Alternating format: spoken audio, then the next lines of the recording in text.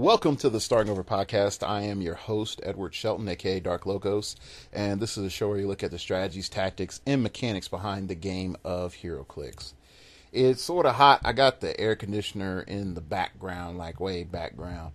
Hopefully, by the time I finish recording, the coolness will hit me instead of the swamp heat that I'm dealing with right now. And it's not even full on summer yet, so yeah. All right. Today's episode is going to be a little interesting. We're going to talk about various numbers of things, so much so that it's probably going to be a little bit more sporadic. Also, big shout outs to Dial H for heroclix. They reached episode 100. Grats to them. They have been on it pretty consistently, so I give them credit. They're definitely catching up to me in numbers, mainly because I take like weeks off.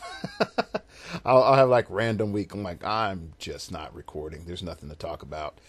So there's that. And then also I will give you like, hey, here's all this information, guys. And bombard you with, just video sometimes, or when I'm just, doing topography. So, yeah.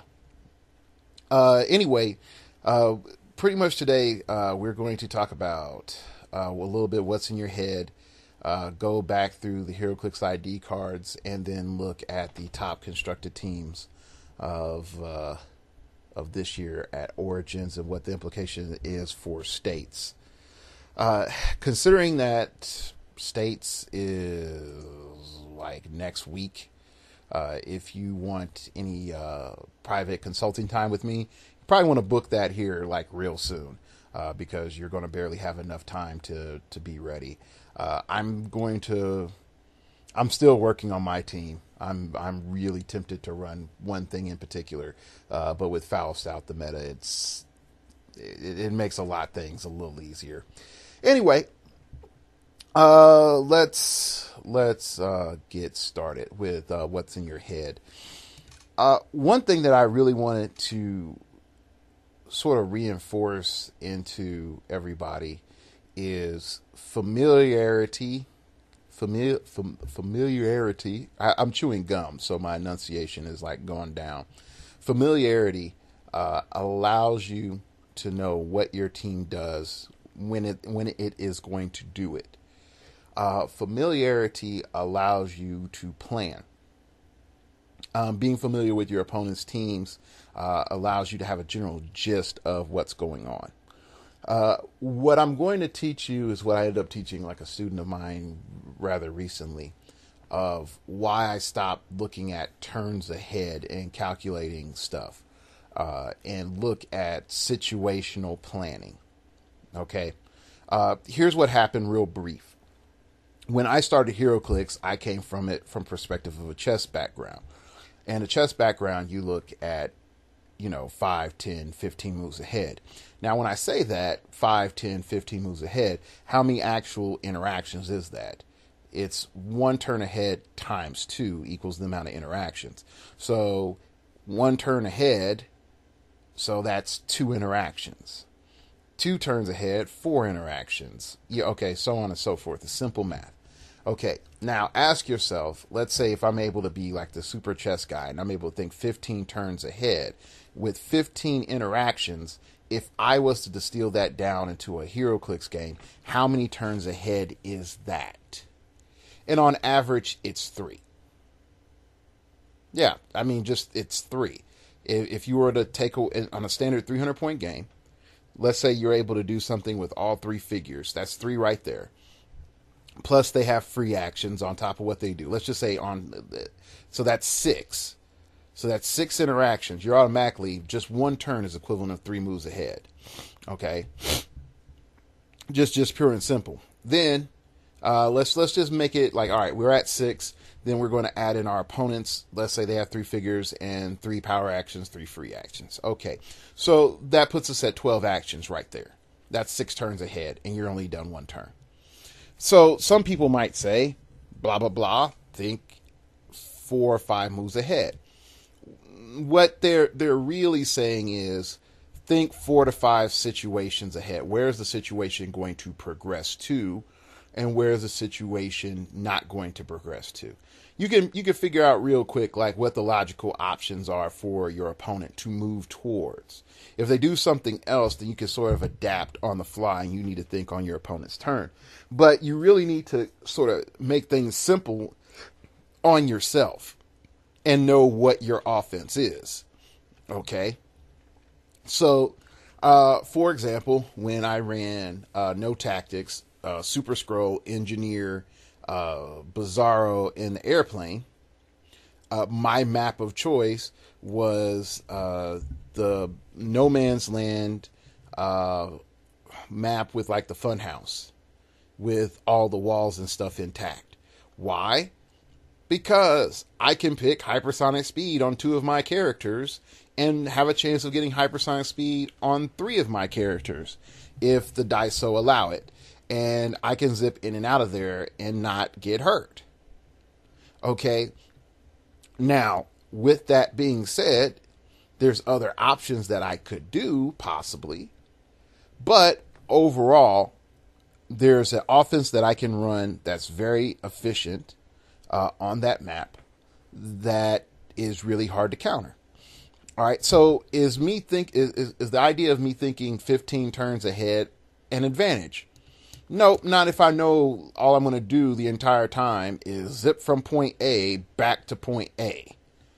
You know, literally, point A, try to do something between B and Q and back to A. Okay, that's it.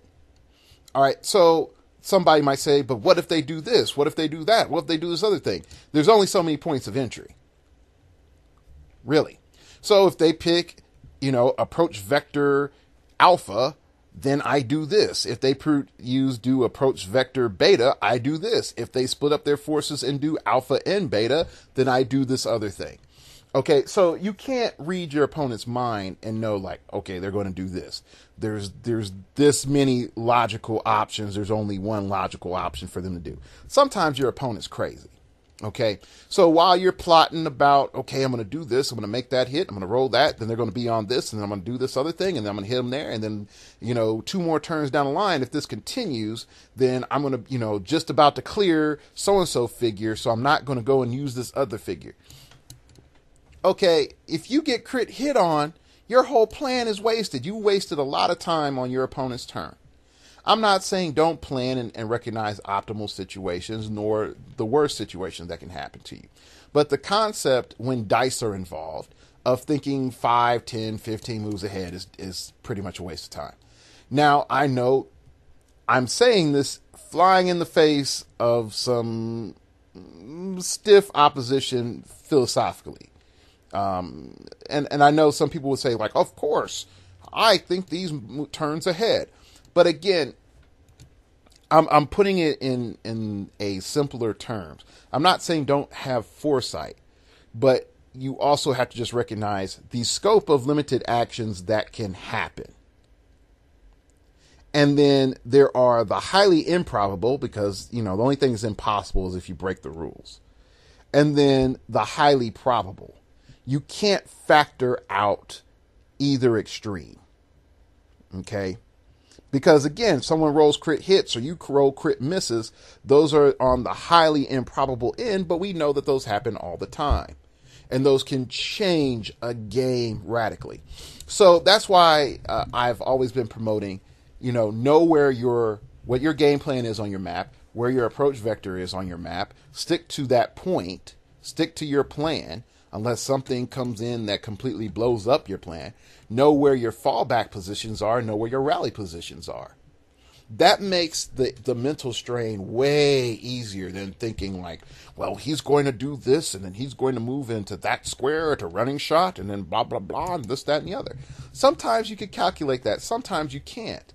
And if you get blindsided by the fact that you hit, one guy with knockback damage because you rolled doubles and he hit a wall and now he's not on the click that you wanted him to, and all of a sudden, your opponent has access to a support power that they wouldn't have in your calculations. I mean, what do you do?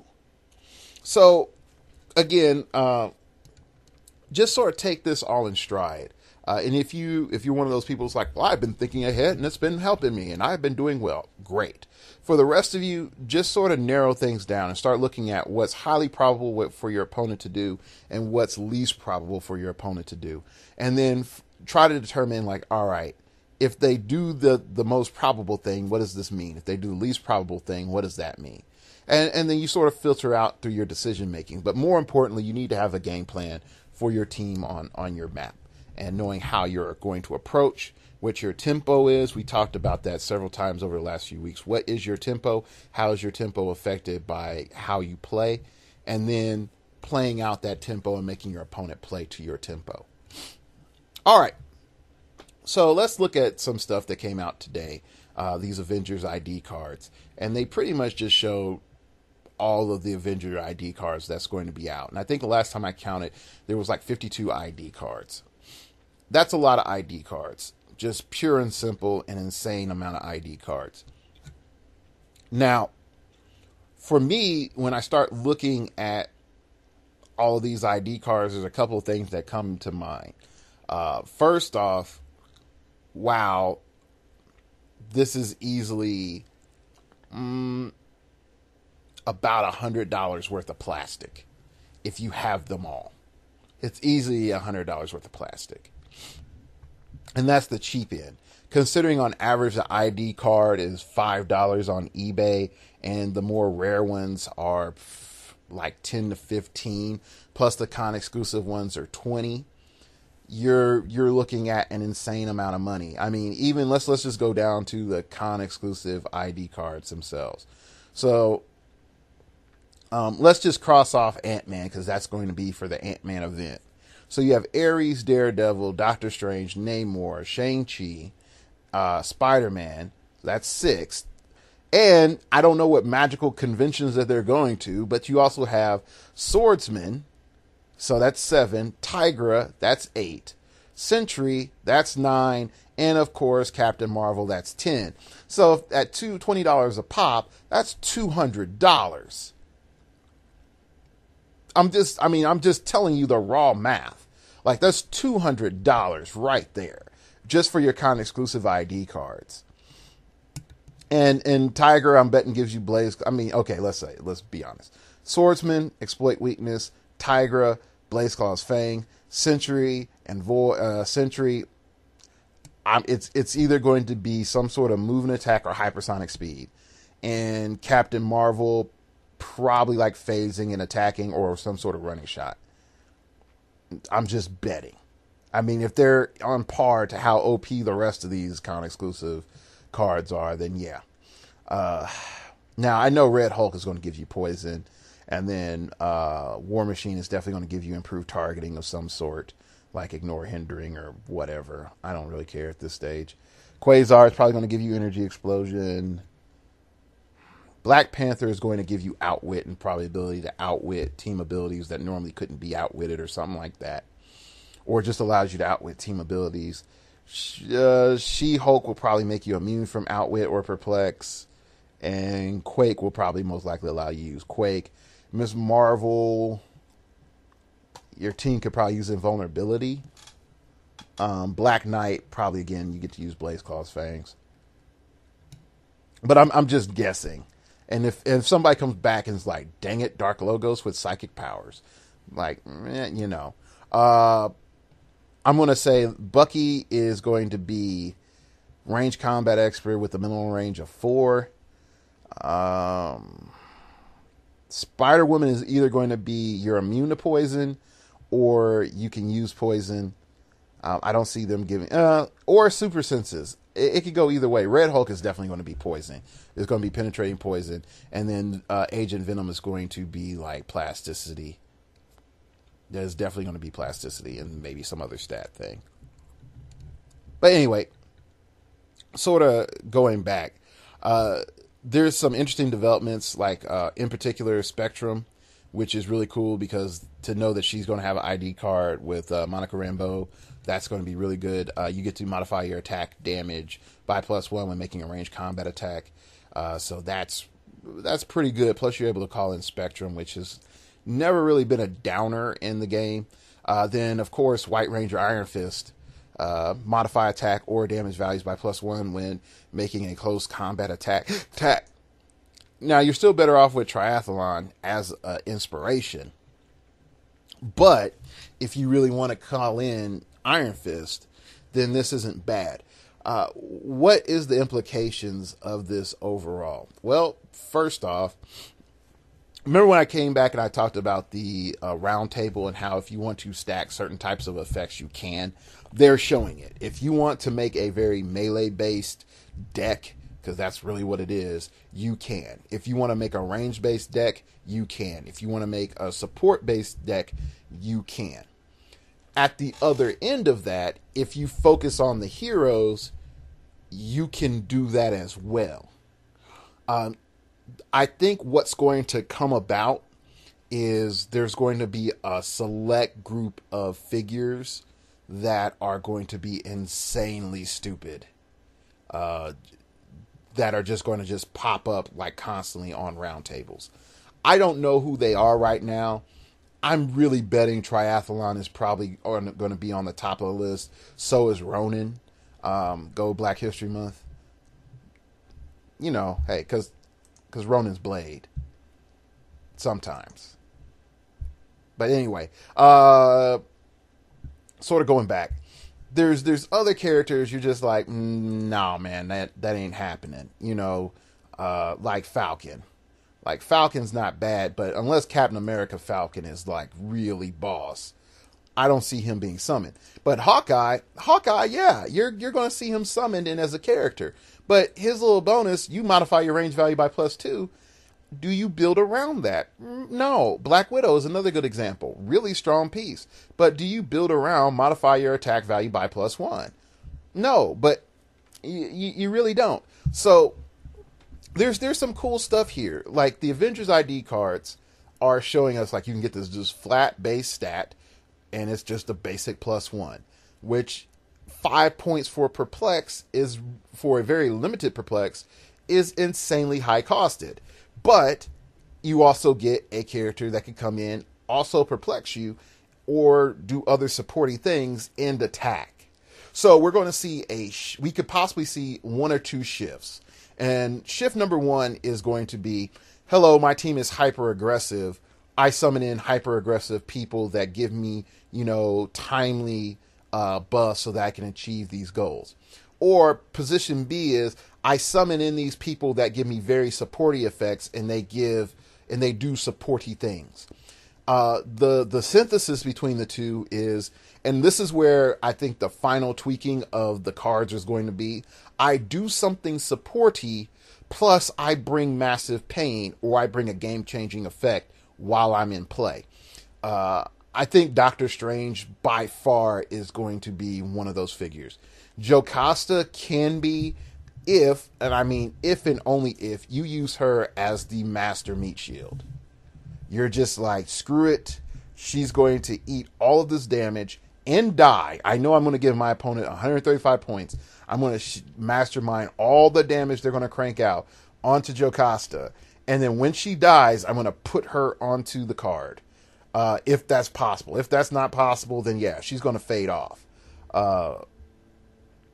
Yeah, she's just going to fade off. Can use willpower adjacent. Yeah, so your inspirations, you can use willpower.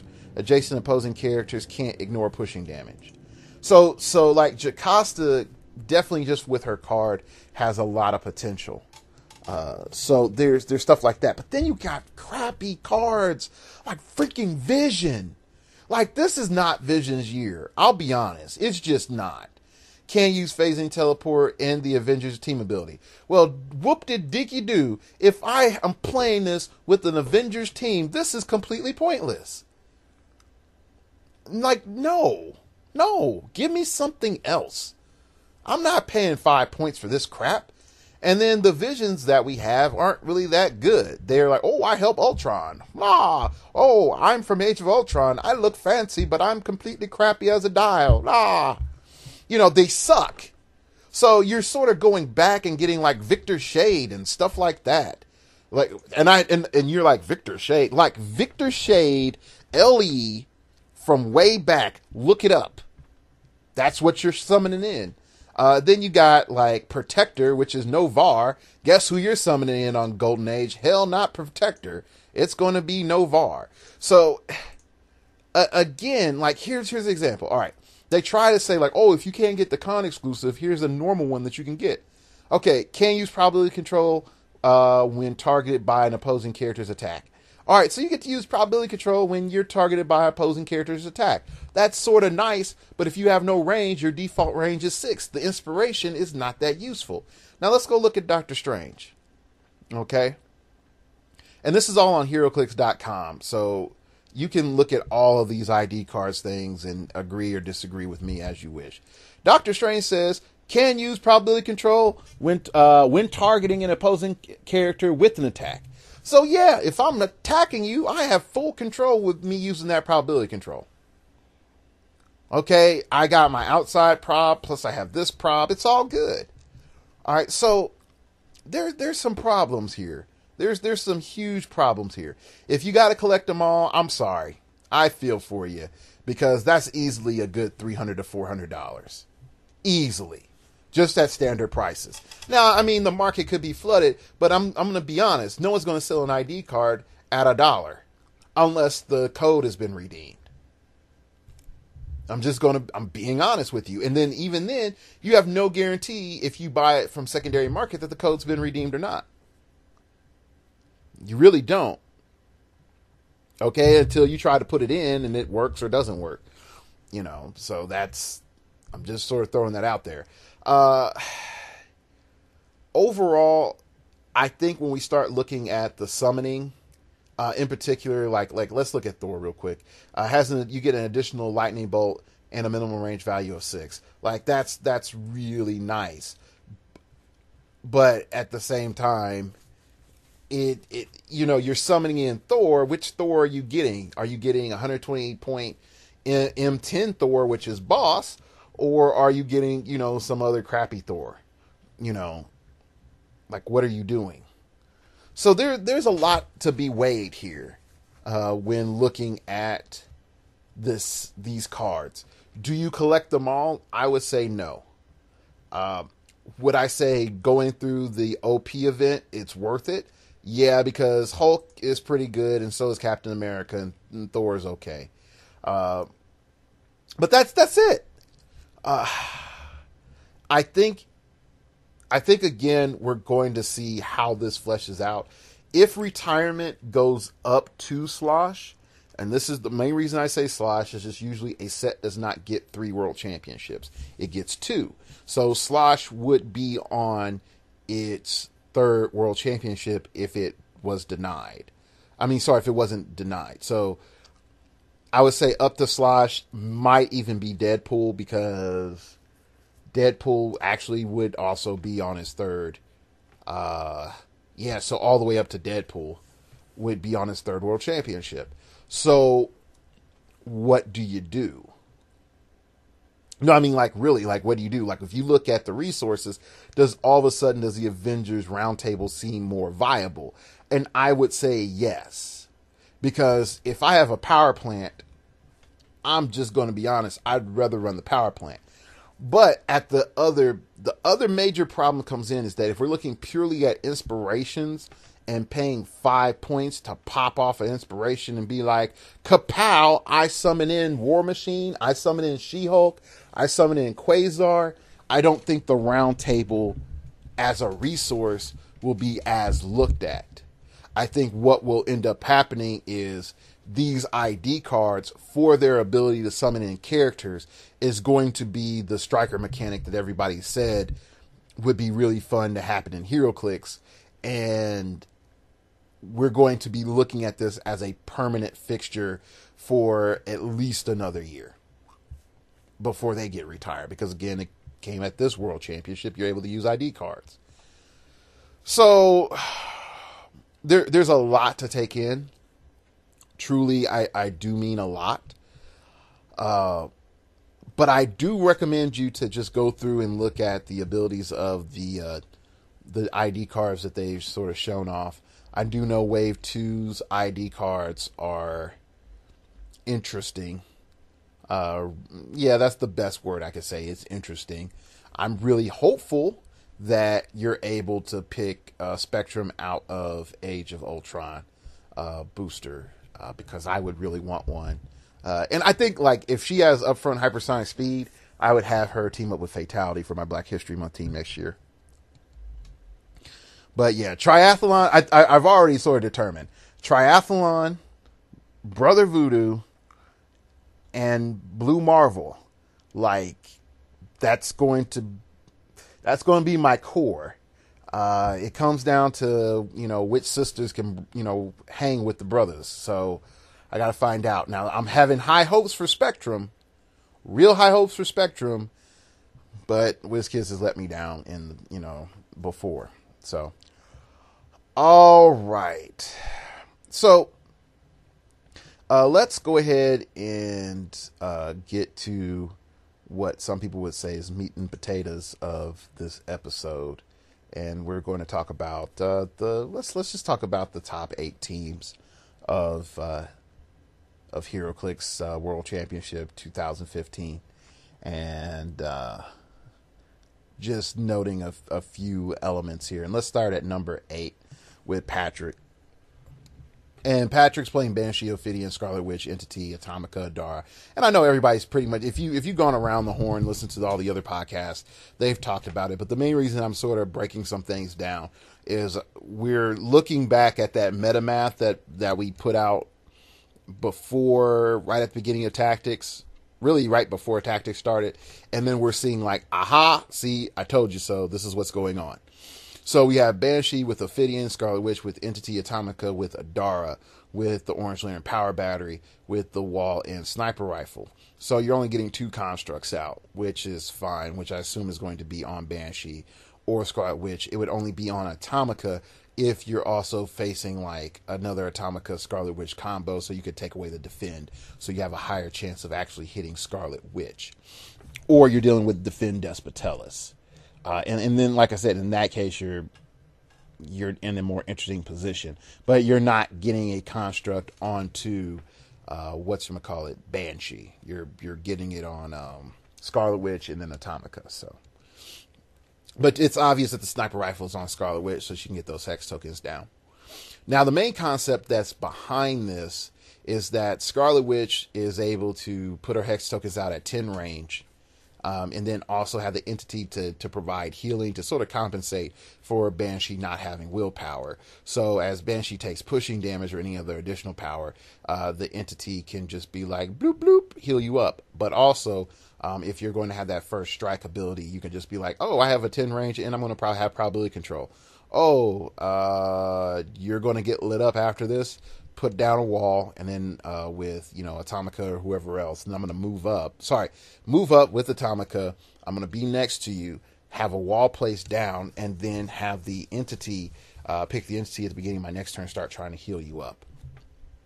So fundamentally, it's really good. I really can't complain with the design. I would say that I do like the concept of having Captain Marvel. And then Captain Marvel does provide like a little additional bump with your Scarlet Witch, and there's some other little stuff in there that you could do. Let's go on up to Drake Conrad. He's running Greed, Omega Drive, Yondu with the Greed Relic, Ophidian, Ions on Greed. Double Weasel and Power Battery, Orange Power Battery with the Axe Wall, Decoy, Bulldozer, Sniper Rifle. Of course, you're most likely putting the Sniper Rifle onto Greed, and then you're just outwitting from bazillion away, and then Yondu's upping his range, and then lighting people up for like 5 damage and stuff like that. So it's not bad. It's really not bad tech at all. My main problem is that if you get pacted, you are so screwed, homie, because you can't attack with Yondu. Because Greed is 67 points, Yondu is 76 points, Weasel is 27 points. Now, some people might say, but Edward, the Felix Faust. Yeah, the Felix Faust did sort of screw over the Highfather teams, which is why they fell off, which allowed for this Yondu build to go and do a lot better than what it should have. But again, going into states, this is a problem, because if you look at this build here and you're like, oh my gosh, Drake Conrad's build's awesome. And trust me, I'm not hating on him. I'm really not hating, and he's part of Rubicon. But what I am saying is this: the frailty of this is really there, and with none of the checks to Highfather being in play anymore, this doesn't pan out as well. Now, some people might say, but Edward, we didn't see a lot of Highfather tech in the top 16 or top 30, top 32 or whatever else. And it's like, okay, so you didn't see it there. That's even more reason to sort of be like, I probably want to be careful. I probably want to be on my toes just a little bit, because this could be coming. And I'm just saying that just realistically. And then I'm just scrolling down here real quick. Also, shout out to my man Ken Newell, top 16 in the world. Play against him in Tulsa. So big shout outs to him. I'm just scrolling down to the bottom 16 here. I mean the bottom 8. Yep. So there's no Highfather in top 16. All right. So let's just keep going. We got Phantom X, Felix Faust, and Beal Agent of AIM. Same problem. Highfather, and this is Kenny's team.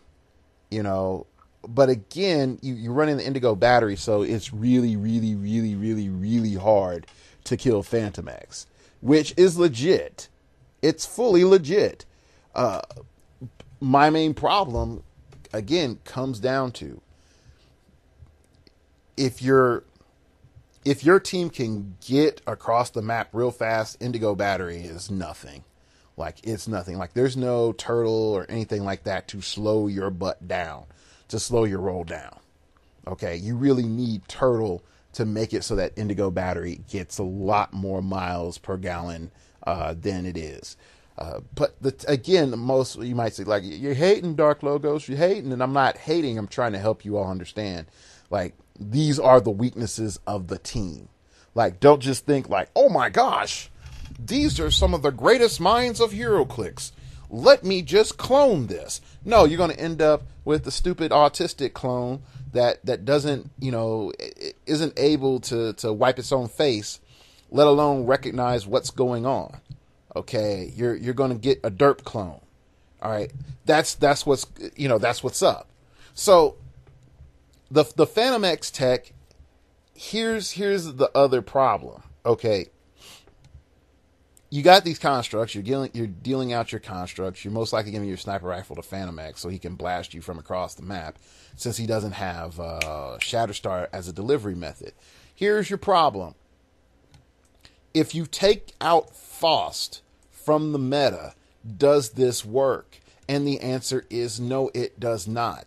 Because Faust allows you to lock your opponent in place so that Eva can slow poke it over there while you blast them.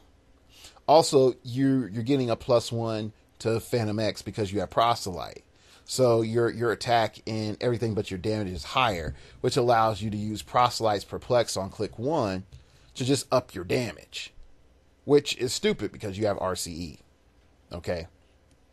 So again, there's advantages to this, but at the same time, Highfather, that's it.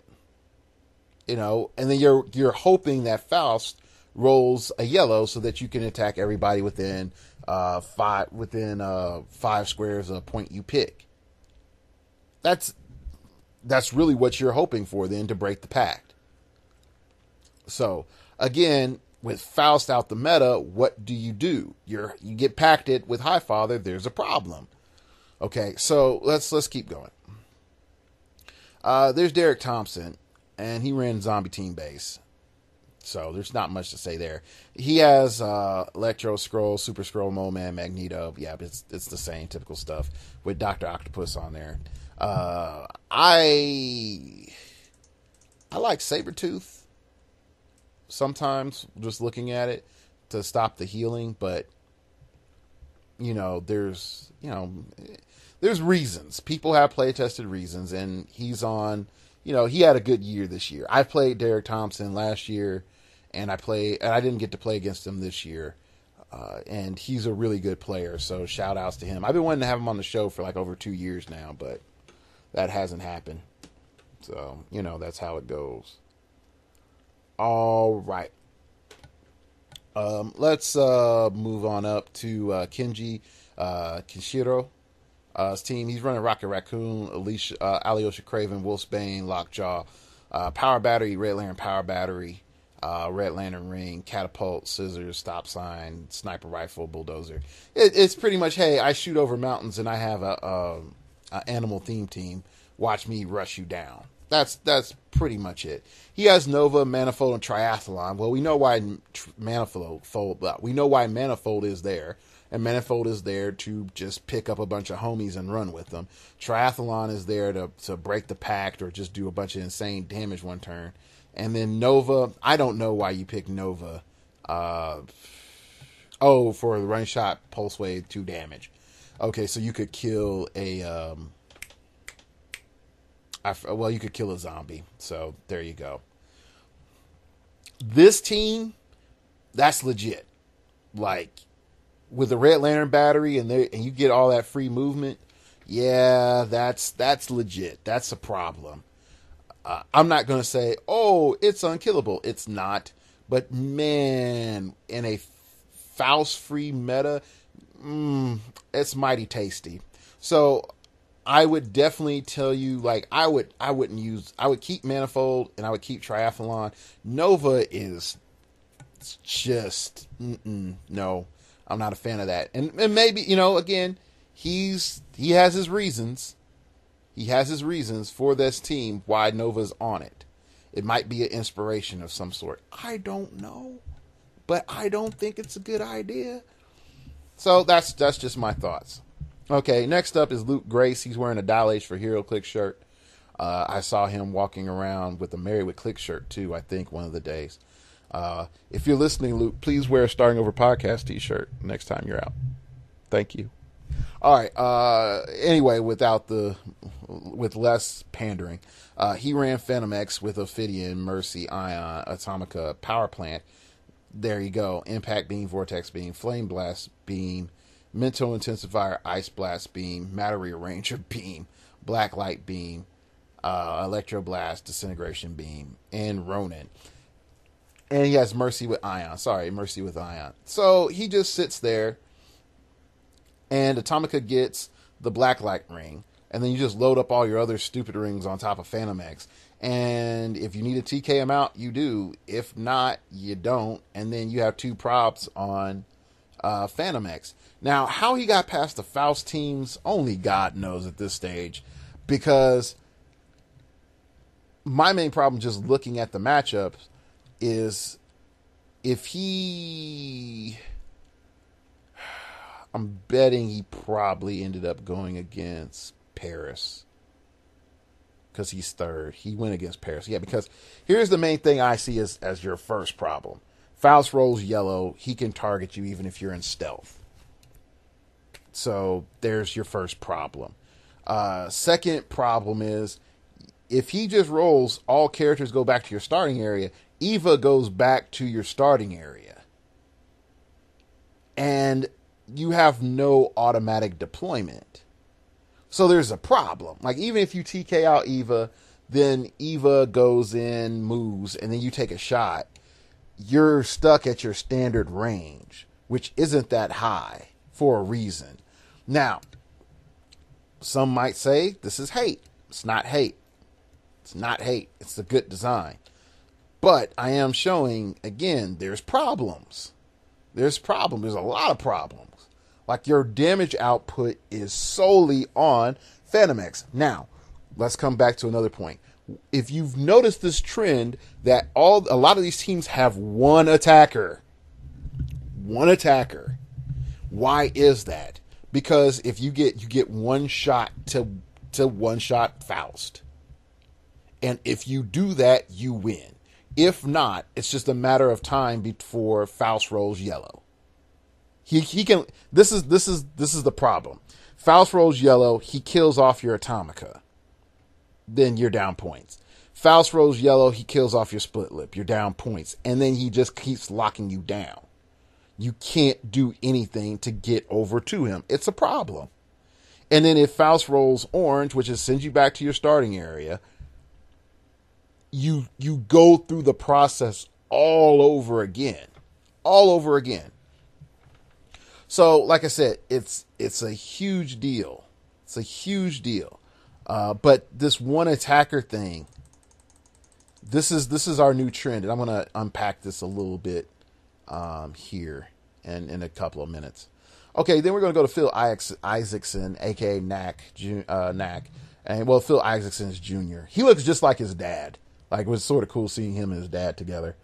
So he's running Alpha Class Sentinel at 250 in defense mode starting off. The Phoenix Force with 3 shards, Robot ATA, I don't know. Oh, and the Spider Bot Mark II. So that's how he's able to get the Robot ATA. That explains a lot. And then Phoenix Force Fragments, Cyclops, Namor, Colossus, Emma Frost, Magic, Sideline, the Sentinel in attack mode. Now, I played against the Alpha Class Sentinel in attack mode with a Despotellis, Adara Defend. That was dumb. And that was not this year, but last year. This is pure insane of what you can do with your mobility and multi-attack. So, do I see this still going down and happening? Yes. This is still going to go down and happen. Do I see this as easy to imitate? No. Not at all. Zero. Like, unless you've been practicing, this is not easy to do. So if you're like, I'm going to go to States and I'm going to use Phil Isaacson's team because I really like it. I hope you've been practicing since you found out about Phil's team, or you have some other iteration like a freaking Indigo battery or something. I don't know. Figure something out, because if you're trying to directly clone homie here, I don't see it going smooth sailings for you. I really don't. You have to put in a lot of practice to make this work. And that's the one thing that I give Phil credit for. He puts in work, and that separates him from everyone else. Well, let me rephrase it. It separates him from a lot of other people. Not everyone else. I mean, everybody puts in work, but he really does put in work. So, all right, and of course we got our champion here, Paris Gordon, and he's running Spiral with Parallax and Phoenix Force, Entity, Felix Faust with the Entity, and Phoenix Force, Loki at 30 points with the Phoenix Force. So you got 2 probs on Felix, which isn't bad. It's not bad. But is that the most probs that you can get? No, I'll take that back. 3 probs, because Entity has probs. You have 3 probs on Felix. Is that the most probs you can have? Nope. But hey, it works. So you're sort of making Felix a little tanky, not tanky. You're making Felix okay, but you're mainly depending on that D20. Now, can you say Spiral is crap? No, Spiral's really good. Can you say Loki's crap? No, Loki's pretty good. The problem comes in is that if I take Felix out this team and then try to replace him with some other 80-point figure, does this team work? And the answer is no, it does not. So you can pretty much cross out Paris's team as viable for any parts of it are viable for States. Okay. Now you can come back and start saying like, all right, everyone slept on Phoenix Force for so long and everyone said it was sort of a trash resource. It wasn't even one of the best resources in the game. Even I've sort of said like, man, it's not something I would go to, mainly because you don't have penetrating poison, which is a huge deal. But lo and behold, the top 2 teams are using Phoenix Force. So again, maybe it's something to look at. So we're back. We're back just trying to break some things down. And let's just look at this trend. Again, one major attacker. Second place, one major attacker. Third place, one major attacker. Fourth place, multiple attackers. Multiple attackers. Massive deployment, rush down, beast mode on you. Literally beast mode. Fifth place, one major attack. Well, multiple attackers, but it's a team base. Okay. Sixth place, one major attacker. And yeah, Kenny, yeah, okay. I'll say this, and this isn't hateration on anybody. If you win the national championship, it's almost guaranteed that you are not going to win Gen Con. I'm just saying. Like, it seems to be like the Sports Illustrated curse or the Madden NFL curse, like, for the game. Like, you win this big tournament and then everybody is like looking out for you come World Championship. So I'm just saying. All right, so again, let's keep going down. Drake Conrad, one major attacker. And Patrick, one major attacker. Yeah, Scarlet Witch can attack too, but she doesn't do that much damage. So again, there's this trend. Let's see, why is this trend going on? Well, first off, what we are noticing, out of the top 8 teams, only one team has really like multiple attackers. Well, I take that back. 2 teams have multiple attackers because I have to include the zombie team base. Because the zombie team base really isn't very supporty. It's swarmy. Why is that? Well, through all the modifications that you can get between the entity and your resource, you can get to insane numbers. We've all known that. But what has forced everyone to say, all right, I really, really, really have to hit this insane number? And it was Faust. Because you have to one-shot Faust. If you fail to one-shot Faust, you may not get a second chance. And that's it. That's the game. The Faust player just takes their time and keeps propping that dang dice until they can kill you. Or lock you down so you just stand there and do nothing. Okay? So, there is that element there. Not only that, we are seeing another reality. More characters does not give you more chances at killing Faust. Alright? More characters does not give you more chances at killing Faust. Now, with that reality being first and foremost, then you can start to say like, aha, I need to focus on one precise sniper attack from downtown. Okay, that's pretty much it. So that's why you see a lot of this Phantom X shenanigan coming up. Okay, and even with Alpha Class Sentinel, when I talked to Phil, he was like, yeah, I multi-attack, I move my full movement, and then my second attack, I shoot you. I shoot Faust once I can.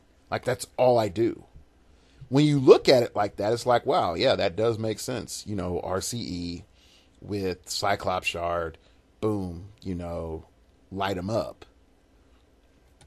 It's obvious. Okay, so this whole affair, when we start looking at states, what do we do now? So Faust is gone. Who comes back in as the Grand Wizard? Well, I've said it before. If people stay on the same trends as they were, it's Highfather. Okay? Highfather becomes the king of the mountain again. And then we have to deal with all the Highfather stuff. But there is one positive. And the positive is this. Let's scroll down to... Okay, let's scroll down here. Luke Grace's team. Phantom X, Fidian, Mercy, Ion, Atomica, and then look what's on the sidelines. Ronin. So, if need be, Phantom X can just chuck it on down there and get carried by Eva.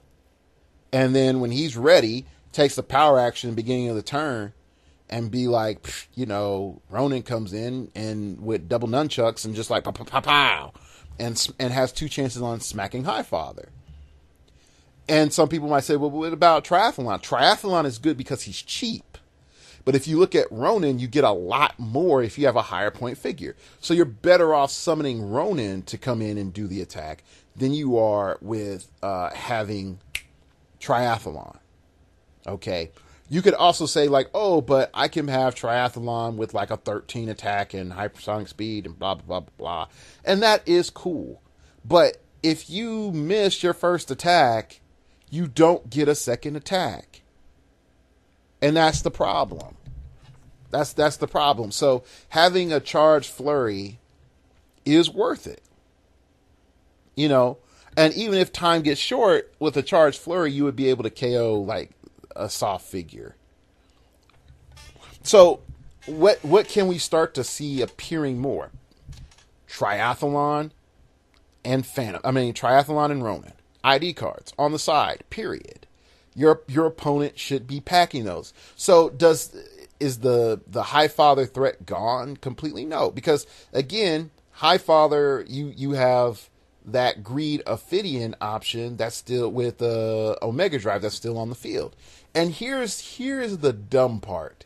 This is the dumb part. And this is the one thing that I was wondering, like, why haven't we seen this? If I have, like, let's just say I have a Greed Ophidian Omega Drive sniper rifle Green Lantern power battery team, and I got, let's say, Ion on Greed. Let's just say all this hypothetically. There is every incentive on turn 1 or turn 2 to TK out. Like, once you see the Highfather is set up and ready to go and to have the little special power to transform and all that, there is every incentive to just try to, you know, if your opponent isn't paying attention and leaves, you know, the Highfather there to lock down your other higher point character, it's like, yeah, I'm just going to outwit, you know, your transformation power, and I'm going to have a Tachyon on my own sideboard. Now I'm +1 stats as well with Tachyon, and I got an outwit, you know. And I mean, sorry, not you wouldn't have Ion. I take that back. Take away Ion, put back Ophidian. I apologize, I messed up. You know, and I'm super good stats. There's a lot there. Anyway, sort of just going back. So Highfather can come back, but it's not like the Tyrannosaurus Rex, absolute best predator in all of the jungle. Okay. So there's some other things that we can see that's going to be harder to imitate just due to economics, and that's going to be the zombie team base.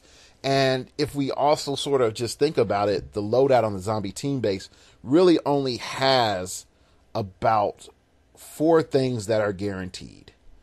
Mole Man, Super Skrull, Electro. 3. Yeah, Mole Man, Super Skrull, and Electro. And then the Skrull gives you Skrull TA, which is really good. So if you pass up Skrull TA, you better be getting something good. Like, you just better be. So when I look at that, it's very expensive to get. It's insanely expensive to get that loaded out. But if you have friends or whatever that will help you out, getting that loadout is possible. And you could customize it to do what you want.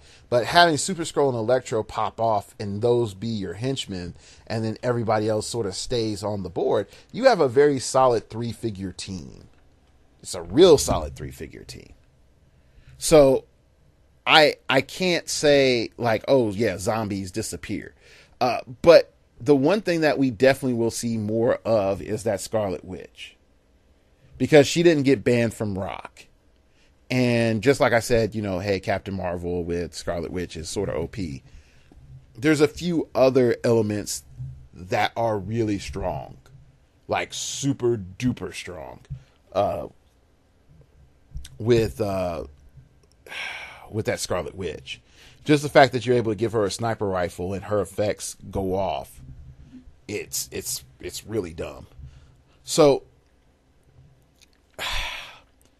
if we start shaking the meta bottle and we start seeing what rises to the top, one thing that's guaranteed to be there is if we no longer have this insane team lockdown, then a swarmy effect is still viable. Okay? If we have this sort of tent-pole effect, such as like the Superman, you can avoid Highfather because, there's only one person to pack, and that's Superman. So the pack's gone. But the levels of control with like a team like, one-man army Superman is a lot more finessey than it was previously, because you're still open to running shot pulse wave, which is going to come back in floods. It's going to come back ridiculously. So now you have to start making tougher decisions.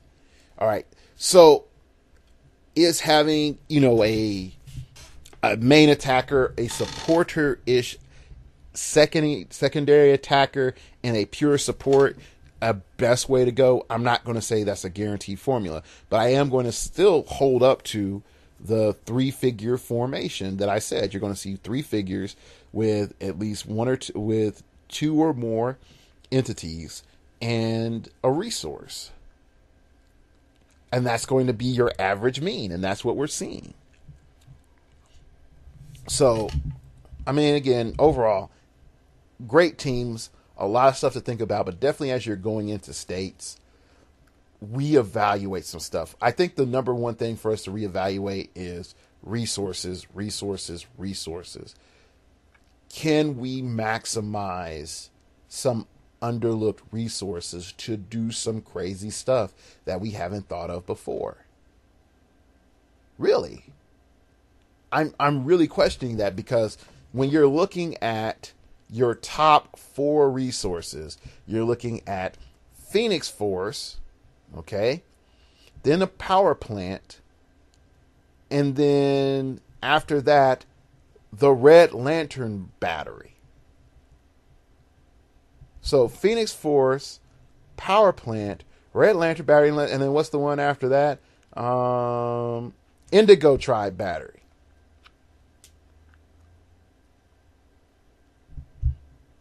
So just let that sink in. Your orange battery appeared in top 8, but it didn't make top 4. Just think about that. Neither did the green battery. So when we're coming back to that quote unquote survival of the fittest mentality, what is actually rising to the top? And then when we have an extinction event, which is getting rid of Faust, what now rises to the top? And and that's the huge question. And a lot of people might say, like, hey, why hasn't Green Battery become like the most dominant thing? Because high-level players have adapted around it. The evolution has occurred. The change has occurred. Oh, I just can't do one of the 2 things that my figures can do. Like, if you really look at the figure selection, when it comes to free actions, it's not stupid and saying that, oh, this character can do 15 different free actions. It's like, oh, I can do this free action or this other free action. I may have 2 free actions. Most figures don't have 3 free actions that they can pull off. They just don't. So if you don't build that into your team for it to do a ton of free actions, if you do 2 per average per figure, if you go into a Green Lantern battery, all you got to do is just pick which one you need the most. Boom. Solve for. So anyway, I really, really want you all to reassess some things. And I know it's like a week before states. I know it's like, oh my gosh, what am I going to play? I already know what I'm going to play. I have a 99.9% surety of what I'm going to play. It's just a matter of me getting everything back together so I can play it. Because it's sort of... Things are crazy here. Things are crazy. All right. So that's today's episode. You can follow me on Twitter at StartOverPod. It came from outer space and told me in space there's clothing. So definitely follow me on Twitter. You can check out my random musings whenever I put stuff up. Also, on TeePublic, there is a Starting Over Podcast T-shirt. Should be in the link in the section below. So if you want to get a Starting Over Podcast T-shirt, definitely check it out. And I might be, as soon as I start working on some graphics, I might end up selling Phoenix Nest T-shirts from the store as well. That might be a while, as long as it took me to get this together. Also, you can email me at startingoverpodcast@gmail.com. That's startingoverpodcast@gmail.com if you wish to opine. Keep it piffy, keep it interesting, keep it awesome, baby. Tell me what your feelings are about going into states, any anxieties that you're having, or just the state of the meta with 53 different ID cards. Are you just choosing to collect your favorites, or is that Pokemon syndrome hitting you in the guts real hard? Last but not least, you can check out the blog, startingoverpodcast.blogspot.com. There you can donate to the show. And anything that you donate will go directly to the show to make the show better. All right, so you've made it through the show. I'll let you know we are still having the giveaway, the 4th of July giveaway, and themed of give us you're tired, you're sick, and you're poor. More, again, attuned to the foundation of our country to welcome people with open arms until I'm not even going to go there. Anyway, so with that, you will be, you have a chance to enter and win some random giveaways, some CURs of various sets, or some Con LEs. So it all depends on how many people that I can get to pretty much send in your information. So you email me at startingoverpodcast@gmail.com if you want in, and also let me know if there is something in particular that you're wanting. I was like, oh, come on, I definitely really think that you need to give away this, that, and the other. So definitely I'm looking for your feedback. I want to find out, do you like the giveaways and whatnot. I have gotten some positive feedback, which is nice. But definitely, if you want in, you have to submit your email before July the 2nd. Okay, because I'm off the 3rd, and I'm most likely going to record on the 3rd. So then I'm going to announce the winner. So for 4th of July weekend, you're going to know who won. Okay, that is today's episode. Again, check out my shirts on TeePublic for Starting Over Podcast, and we're going to get more stuff out there in the future. So thank you for listening, and remember, we all have to start over sometime.